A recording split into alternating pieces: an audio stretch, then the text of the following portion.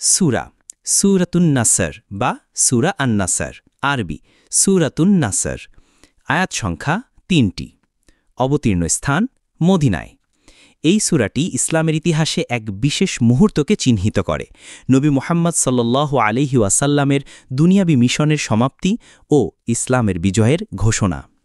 ইযা জাআ নাসরুল্লাহি ওয়াল ফাতহু ওয়া রাআইতান নাসা ইয়াদখুলুনা ফি দীনিল্লাহি আফওয়াজা ফাসাব্বিহ বিহামদি রাব্বিকা ওয়াস্তাগফিরহু ইন্নাহু কানা তাওয়াবা।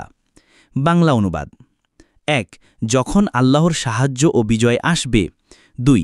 এবং তুমি দেখবে যে মানুষ দলে দলে আল্লাহর দ্বীন গ্রহণ করছে, তখন তুমি তোমার প্রতিপালকের সপ্রশংসা পবিত্রতা ঘোষণা করো এবং তার কাছে ক্ষমা প্রার্থনা করো, নিশ্চয়ই তিনি তৌবা কবুলকারী। ব্যাখ্যা তাফসীর বলতে বোঝানো হতে পারে: ১. ঐতিহাসিক, এক আধ্যাত্মিক, এক ভবিষ্যৎমূলক দৃষ্টিকোণ থেকে। তাই আমরা ৩টি ভিউতে বুঝব। ১. ঐতিহাসিক দৃষ্টিকোণ। এই সূরাটি হিজরতের ১০ম বছরে নাজিল হয়, যখন ইসলাম চূড়ান্ত বিজয়ের প্রান্তপথে। মক্কা বিজয় এবং এর পরপরই লোকেরা দলে দলে ইসলাম গ্রহণ করে।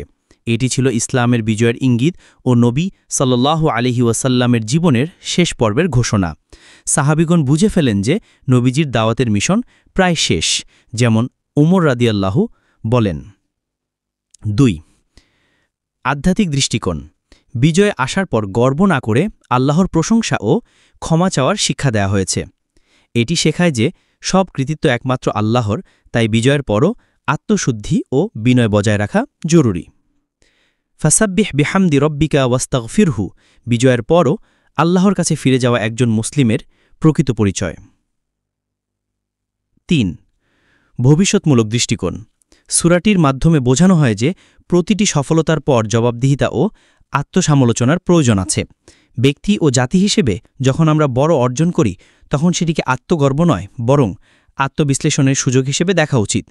নবী সাল্লাল্লাহু আলাইহি ওয়াসাল্লামের দুনিয়াবী মিশনের সমাপ্তির ঘোষণাও সূরাটিতে স্পষ্ট। এই জন্য এটি অনেক সাহাবী বুঝেছিলেন নবীজির ইন্তেকালের পূর্বাভাস হিসেবে।